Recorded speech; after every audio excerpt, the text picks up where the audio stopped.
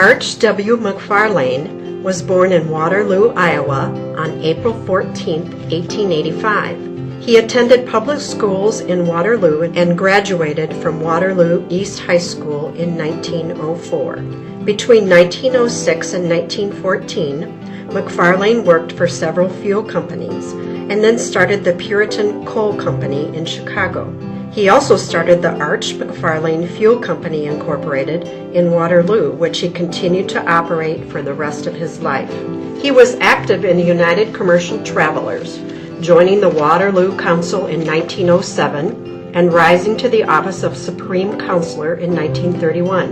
In 1914, McFarlane started one of the longest legislative careers in Iowa history by running as a Republican and winning the 66th Iowa House District seat for Black Hawk County. In his early years in the Iowa House, McFarlane's legislative interests range from education to regulations on advertising to hunting seasons. In 1922, McFarlane sought the Republican nomination to the U.S. House of Representatives from Iowa's 3rd Congressional District, but was defeated in the primary. He spent the next 4 years tending his fuel supply business in Waterloo. In 1926, he ran successfully for the Iowa Senate seat. In 1928, McFarlane was nominated for re-election to the Iowa Senate.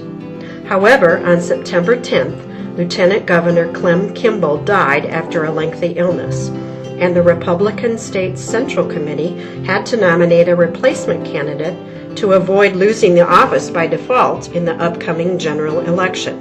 McFarlane was chosen as soon as the committee met on October 1st. On November 15, 1928, Governor John Hamill, concerned about the interval between then and January, appointed McFarlane to take office as lieutenant governor immediately.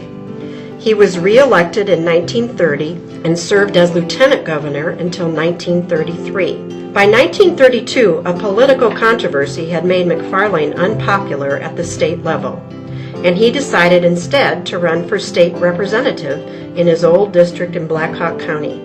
He was elected and then re-elected in 1934. In 1936, he was defeated for re-election, but beginning in 1938, he was re-elected every 2 years, except 1948 when he was defeated in the primary, until 1954 when he was elected again to the Iowa Senate.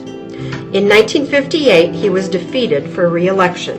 In 1953, McFarlane became the president of the Pioneer Lawmakers Association.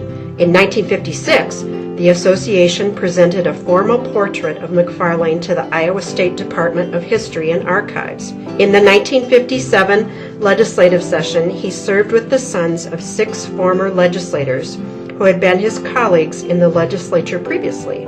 Also that year, the Des Moines Press and Radio Club awarded McFarlane a certificate for distinguished service in the legislature. In 1960, at the age of 75, McFarlane again ran for the Iowa Senate and won the primary in June.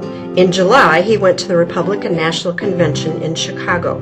While there, he died very suddenly of a heart attack on July 24, 1960.